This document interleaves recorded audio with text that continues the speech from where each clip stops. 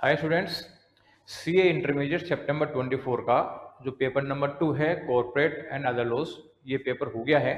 और आज मैं आप लोगों से डिस्कस करूंगा कि इस पेपर का क्या लेवल था और साथ में जो अगला पेपर आपका टैक्सेशन का है उस टैक्सेशन की प्रिपरेशन के समय क्या क्या ध्यान रखना है, ये मैं आप लोगों से डिस्कस करूंगा। बिल्कुल छोटा सा 5 मिनट्स का टाइम लूंगा, आपका ज़्यादा नहीं लूंगा। आप वीएसआई का टेलीग्राम यूट्यूब चैनल ज्वाइन करके रखें और इसको शेयर करें। तो अब आज का पेपर की बात करें तो आज का पेपर मॉडरेट लेवल का था, यानी इसको न बहुत ज़्यादा इजी बोल सकते हैं और न बहुत ज़्यादा टफ बोल सकते हैं। तो मॉडरेट लेवल का पेपर था। तो मॉडरेट लेवल के पेपर में जो लूज मार्किंग होती है, इसलिए आप लोगों को इस पेपर को तो अब कहीं डिस्कस करने की जरूरत नहीं है। और ये तो बिल्कुल ही चेक नहीं करना कि इसका आंसर क्या था और इसका आंसर क्या होना चाहिए। न तो आप इसको किसी मॉड्यूल से देखो, न आपको यूट्यूब पे चैनल पे देखना है, न आप लोगों को दोस्तों से डिस्कशन करना है कि इसका क्या आंसर करके आओ क्या नहीं करके आओ। अदरवाइज आपको अननेसेसरी जो नर्वसनेस बियर करनी पड़ सकती है, इसलिए आप लोग इसको तो भूल जाओ। तो अब अगला जो पेपर है, अगला पेपर है आपका, वो है टैक्सेशन का। टैक्सेशन की प्रिपरेशन करते समय दो तीन चीजों का ध्यान रखना है। एक तो ध्यान रखना है कि टैक्सेशन में आप आईसीआई के स्टडी मटेरियल का जो रूल्स पोर्शन है उसको ज्यादा याद करें। आईसीआई के स्टडी मटेरियल से आपने पहले कर रखा है तो उसी से रिवाइज करें, ज्यादा बेटर तो वो है। लेकिन अगर मान लीजिए आपने आईसीआई के स्टडी मटेरियल के बजाय कोई दूसरा मटेरियल पढ़ रखा है तो उसमें क्वेश्चंस के बजाय उसके जो रूल्स हैं, प्रोविजन पार्ट है, उसमें ज्यादा फोकस करें। और क्वेश्चंस में केवल उतना सा करें कि जो आपने स्पेशली आइडेंटिफाइड कर रखा है, निशान लगा रखा है, ऐसी चीजों को आप कर लें। क्यों? क्योंकि आप ये मत सोचो कि कोई पुराना क्वेश्चन उठा के दे देगा।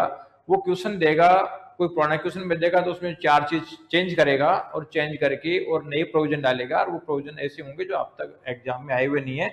तो आपने ज्यादा ढंग से रूल कर रखे हैं, सारे प्रोविजन पढ़ रखे हैं, तो ऐसे क्वेश्चन को सोल्व करने में आपको कोई भी दिक्कत नहीं आएगी।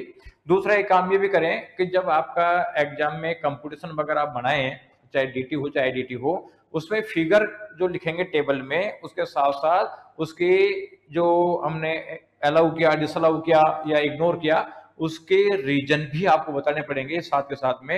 क्योंकि रीजन्स के मार्क्स भी होते हैं और आपके प्रोविजन जो आपके फिगर के मार्क्स भी होते हैं। इसके अलावा इस टैक्सेशन में आपको सेक्शन नंबर याद रहे कि नहीं रहे कोई दिक्कत नहीं है। सेक्शन नंबर लिखने के मार्क्स नहीं मिलेंगे, कोई केस लो का नाम है उसको लिखने के मार्क्स नहीं मिलेंगे, इसलिए सेक्शन नंबर केस लो का याद रखने की आपको रिक्वायरमेंट नहीं है। आप बिल्कुल पॉजिटिव रहें और आप स्टडी इस तरीके से करें अब ये बचे हुए टाइम में कि सबसे पहले जो आपका सबसे इजी चैप्टर लग रहा है, चाहे डीटी का हो चाहे आईडीटी का, उसको क्लियर करें। उसके बाद उससे थोड़ा टफ, फिर और टफ, यानी इजी से टफ की तरफ प्रिपरेशन करनी है। और आपको लिखते समय भी इजी से टफ की तरफ चलना है। तो और इजी से टफ की बात करें कि जो इंपोर्टेंस के बेसिस पे वीएसआई का जो एबीसी पैटर्न है, उस एबीसी पैटर्न को आप फॉलो कर सकते हैं कि जिसमें ये वीएसआई के टेलीग्राम चैनल पे अवेलेबल है कि जो ए कैटेगरी के चैप्टर हैं वो ज्यादा वेट वाले हैं, बी कैटेगरी के कम वेट वाले हैं, सी कैटेगरी के और कम वेट वाले चैप्टर हैं।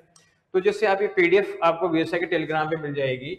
अपन इनकम टैक्स की बात करें तो जो पांचों हेड है, ये जरूरी है क्योंकि कंपटीशन ऑफ टोटल इनकम का क्वेश्चन जब वो पाएगा जब आप पांचों हेड करेंगे। इसके अलावा इंडिपेंडेंट क्वेश्चन भी आते हैं, जैसे आपके कैपिटल गेन के क्वेश्चन आते हैं या हाउस प्रॉपर्टी या सैलरी के क्वेश्चन आते हैं, दरफोज क्वेश्चन भी आते हैं। इसके अलावा आपका जो चैप्टर नंबर 4 है इनकम ऑफ अदर पर्सन और क्लबिंग है, दूसरा ये सेट ऑफ है, एक डिडक्शन है और इनकम टैक्स लाइबिलिटी यानी कंपटीशन जो ये है, ये चैप्टर बिल्कुल ए कैटेगरी के हैं। तो ये पोर्शन तो आपको ढंग से करना ही करना है। तो जीएसटी में ए कैटेगरी की बात करें तो charge of GST, place of supply, exemption from GST, value of supply, input tax credit और टीडीएस टीसीएस, इन दोनों में देखोगे आप तो लगभग 85 82 की मार्क्स का ऐसा क्वेश्चन इसमें से आ जाते हैं। तो ये मान लो आपका काम हो गया। फिर भी आपको और पढ़ना है, टाइम बचता है, तो ढंग से आप जैसे बी कैटेगरी में इनकम टैक्स चैप्टर 7 और 8 है, टीडीएस टीसीएस वाला और फाइलिंग ऑफ रिटर्न वाला। और यहाँ पे जीएसटी में आपका चैप्टर नंबर 9, 10, 12 और 15 है, ये बी कैटेगरी के अराउंड 29 मार्क्स के आसपास इसमें से आते हैं। ये मान लो 100+ इसमें से आ जाएंगे। इसके अलावा सी कैटेगरी की बात करें तो चैप्टर नंबर 2 है residence and scope of total income, chapter basic concept और इधर जीएसटी में चैप्टर नंबर 13, 2, 6, 11, 1 है। तो इस सीरियलिटी में आप पढ़ाई कर सकते हैं, जिससे कि इंपॉर्टेंट चैप्टर पर ज़्यादा वेट मिल जाए और जो कम इंपॉर्टेंट चैप्टर है उसका वेट कम रहे। हालांकि पूरा कर लोगे तो बहुत बेस्ट है, लेकिन अगर पूरा करने का टाइम कम मिलता है तो इस प्रायोरिटी में करें जिससे इंपॉर्टेंट चीज कवर हो जाए। तो आप इसका बेनिफिट लें, अपने दोस्तों को शेयर करें और वीएसआई का यूट्यूब चैनल सब्सक्राइब करके रखें। Thank you.